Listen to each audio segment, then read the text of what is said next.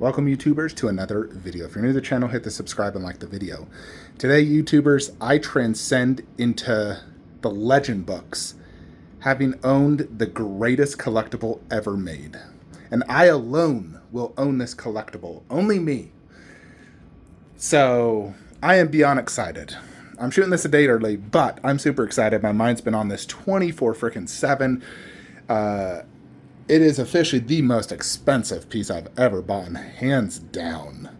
Jupiter's cock. So Thanos bust was shy of 9K with shipping.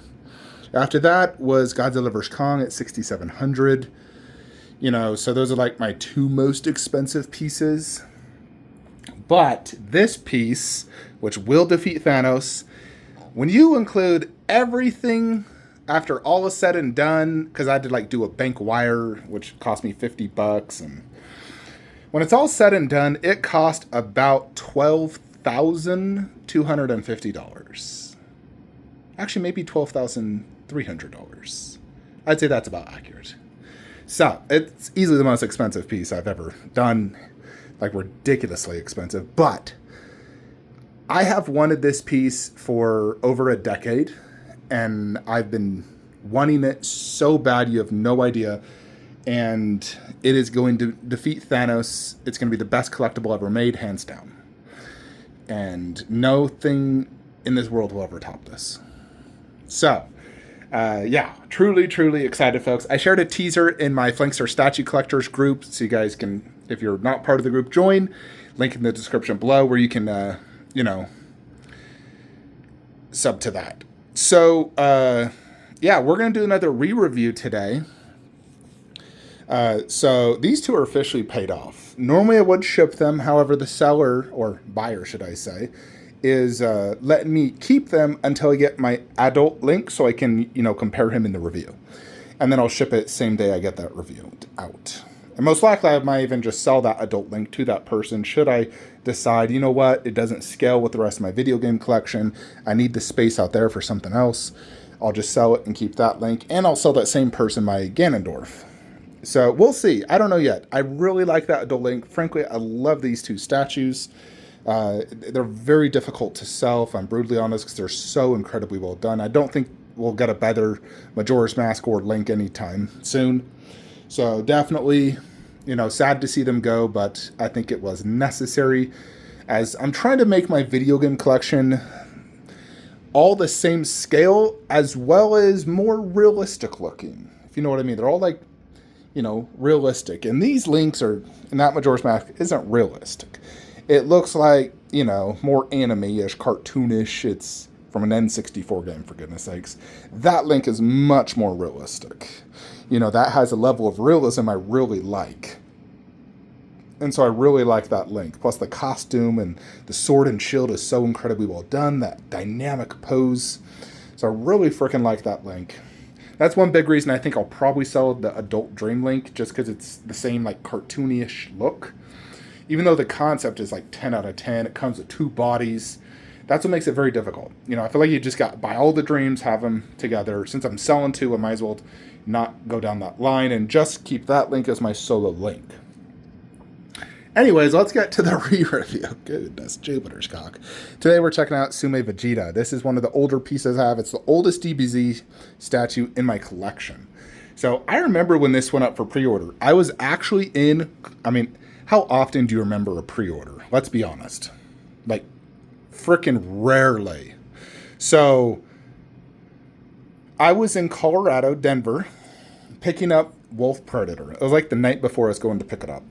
I was staying at a hotel. It was like 10 p.m. at night. And I got an email because they had teased this Vegeta and they went live. And I saw this with the, CEO and his counterparts doing the light up with the sound.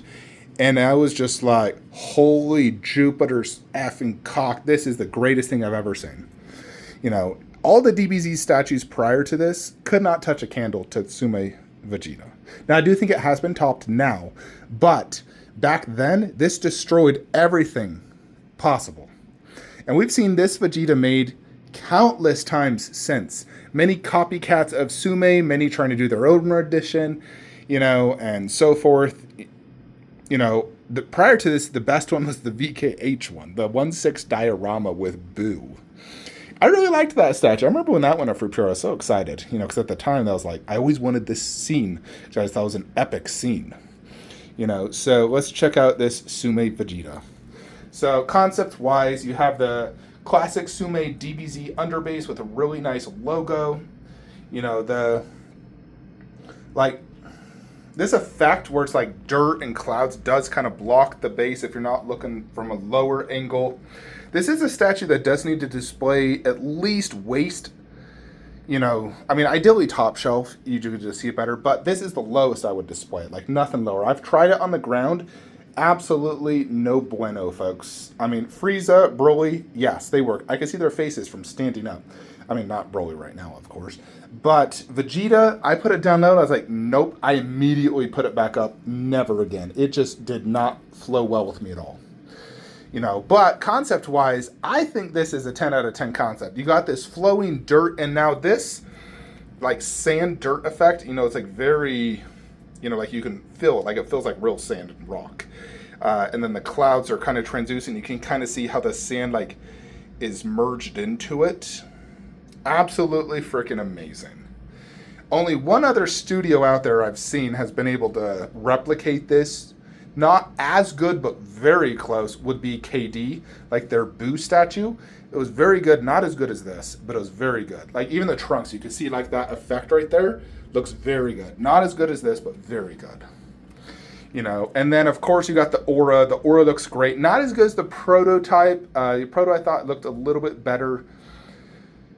But overall, it still came out absolutely fantastic. It's the only piece I have that truly has aura surrounding the entire statue.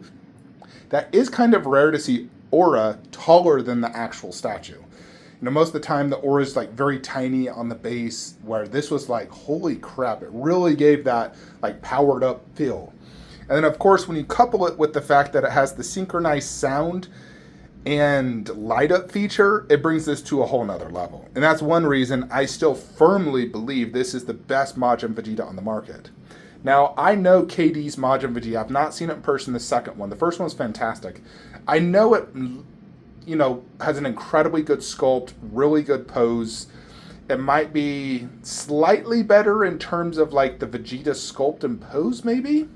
I'd need to see it in person. I know it's slightly overscaled, but I still think Tsume beats it for several reasons. The light up with sound is better.